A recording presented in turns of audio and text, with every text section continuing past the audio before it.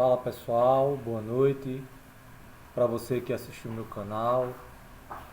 É boa noite porque eu estou gravando de noite, tá? Hoje damos sequência a nossos vídeos sobre eletromagnetismo com a aula 2, onde nós vamos começar a estudar a eletrostática. Como eu mencionei na aula passada, a eletrostática estuda fenômenos associados a cargas elétricas estacionárias, tá ok? E o que vem a ser a carga elétrica? Então, vamos começar discutindo a carga elétrica. É sabido desde a Grécia Antiga que se você atritar alguns objetos, você consegue atraí-los ou repeli-los, ou melhor, atrair ou repelir outros objetos, perdão. Por exemplo, se você pega um pedaço de lã e esfrega-o em um pente, naturalmente esse pente passará a atrair pequenos pedaços de papel. A gente sabe o porquê que isso acontece. Isso acontece porque após o atrito, o pente e a lã passam a estar eletricamente carregados, com cargas opostas, a partir da eletrização por atrito. E isso acontece por quê? Porque você tem um movimento de elétrons da lã para o pente. Isso deixa a lã negativamente carregada, tá? Isso deixa o pente negativamente carregado, enquanto a lã fica positivamente carregada. Então, pode-se dizer que a carga elétrica ela é uma propriedade fundamental, tá? Ela é característica das partículas elementares. A gente sabe que, a grosso modo, a matéria ela é dividida em átomos. Estes, por sua vez, são formados por prótons,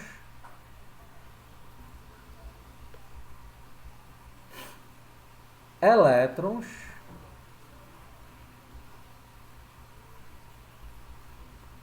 e nêutrons.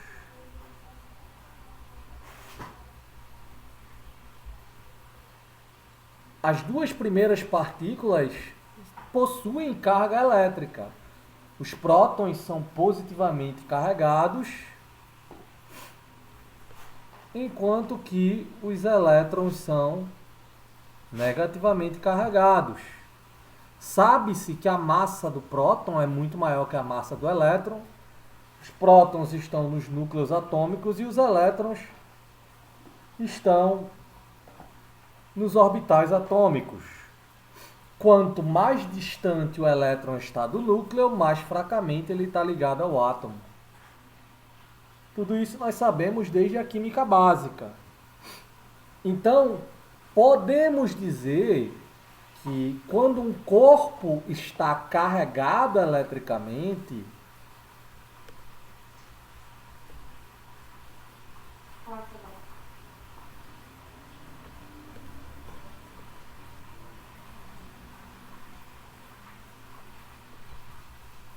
na verdade, o que nós temos é um excesso de cargas positivas ou negativas.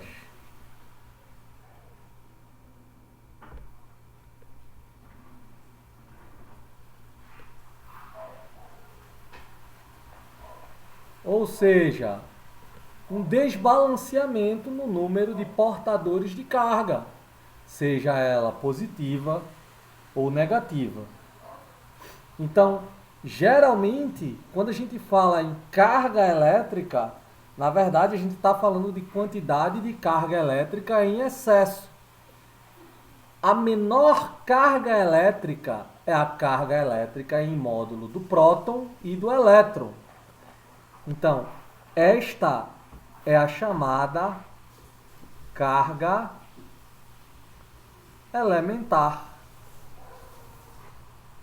que nós representamos por uma letra E, e é igual a 1,602 vezes 10 elevado a menos 19 coulombs.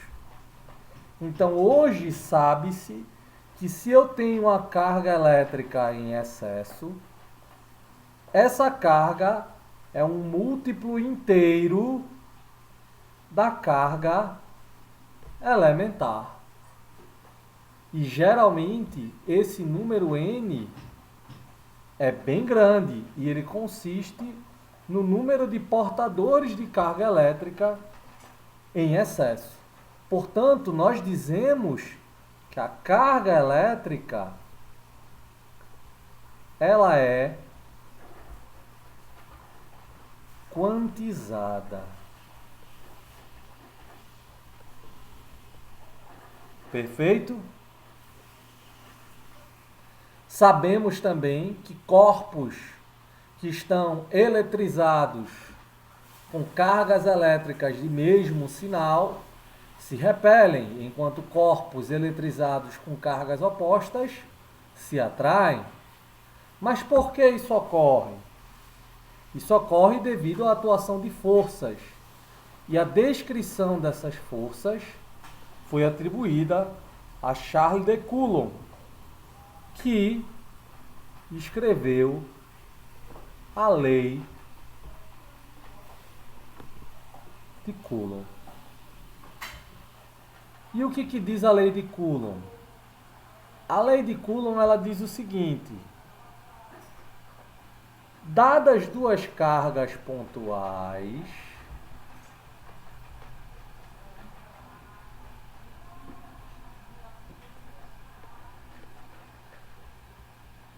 tá? Separadas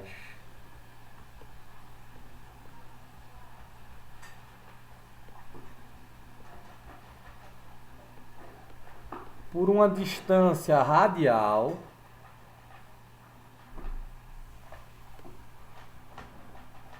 e aqui eu vou chamar de R21, tá?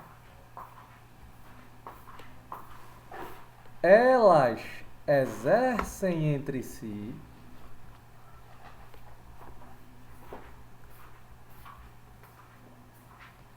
forças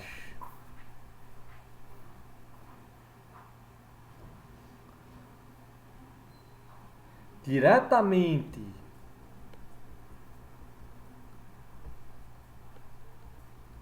proporcional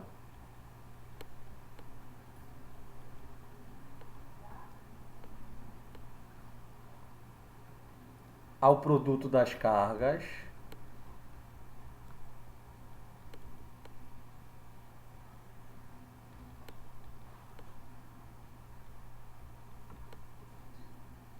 e inversamente proporcional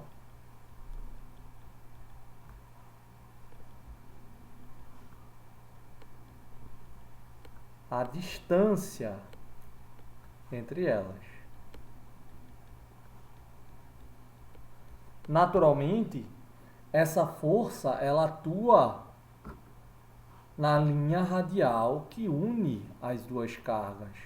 Então, se você tem uma carga Q1 em uma região do espaço e uma carga Q2 em outro lugar do espaço, e suponha que eu estou analisando o movimento das duas, ou melhor, a interação das duas, eu estou observando a partir de um ponto de referência que eu vou chamar de O. Seja a posição da primeira carga definida pelo vetor R1 e a posição da segunda carga definida pelo vetor R2. Se o vetor que une as duas cargas é o vetor R21, por exemplo, é fácil mostrar que a força F1 ela é igual a 1 sobre 4πε0 Q1, Q2 sobre R21 ao quadrado vezes um versor na direção do vetor R21. E essa aqui é a forma matemática da lei de Coulomb para a atração de duas cargas pontuais. Note que a força F1 ela vai estar localizada exatamente neste ponto, na linha que une as cargas 1 e 2. Portanto, ela é paralela ao vetor V21. Enquanto que a força F2, aqui eu estou supondo que é uma força atrativa, tá? Nas duas. Ela é contrária a F1, de modo que elas formam um par ação e reação. Então, você vai ter F2 igual a menos F1. E claro que R12 é igual a menos R21. Tudo bem? Suponha agora que eu não tenha apenas duas cargas interagindo, mas que eu tenho uma distribuição de cargas interagindo. Então, eu tenho aqui a minha origem, aí aqui eu tenho a minha carga Q1, aí aqui eu tenho uma carga Q2, aqui eu tenho uma carga Q3, até a enésima carga, Qn. Naturalmente, a força total sobre a carga Q1 vai ser dada pela soma das forças aplicadas a Q1 par a par. Portanto,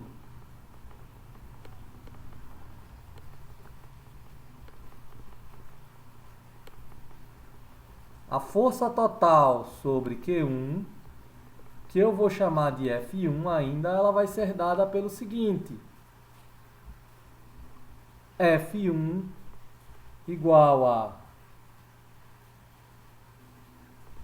Q1 sobre 4πε0 somatório de J igual a 2 até N de QJ, tá? R de J até 1 sobre R de J1 elevado ao cubo. Então aqui eu apliquei simplesmente o princípio da superposição. Naturalmente, é fácil mostrar que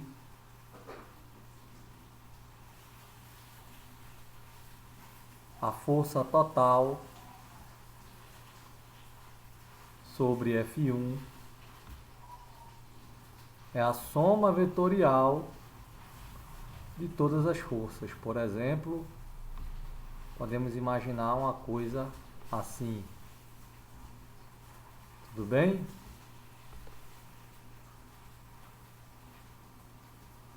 Considere agora que você tem uma interação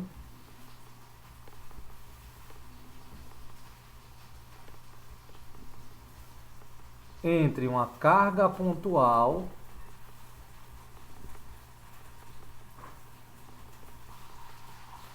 e uma distribuição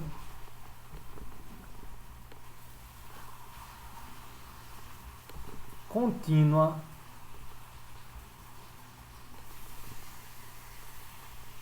de cargas. Então, você vai ter aqui a sua carguinha Q1 e você vai ter um contínuo aqui. E esses caras eles vão interagir. A carga total que desse contínuo aqui naturalmente tem uma parte dentro, que é dada por isso aqui, e tem uma parte que está na superfície que delimita o volume. Então, ρ é a densidade volumétrica de carga, enquanto que sigma é a densidade superficial de carga.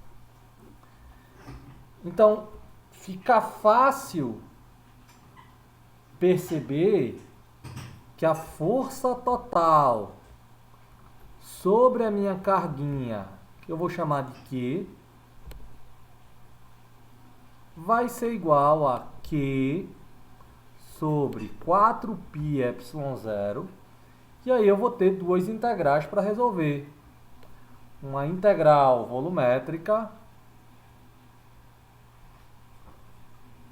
de R menos R' sobre R menos R' ao cubo, ρ de R' dV', mais a integral de superfície de R menos R' sobre R menos R' ao cubo, sigma de R' dA'. Mas qual é a diferença do R e do R'? O R, pessoal, é a posição da carga Q. Então, o vetor R, ele delimita a posição da carga Q. Enquanto que o R', ele delimita a posição do elemento de área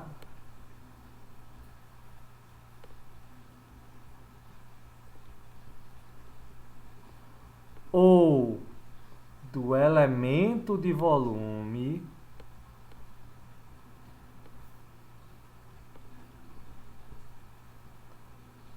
com carga infinitesimal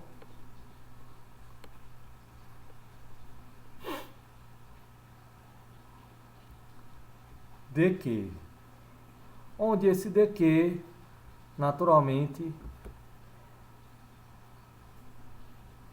ele é um sigma dA' ou um ρ dV'. Então, o que é que esse R' me dá? O R', ele localiza um ponto na distribuição de carga. Perfeito, pessoal? Hoje eu vou parar por aqui. Espero que todos tenham gostado. Se você gostou, se inscreva. Forte abraço a todos.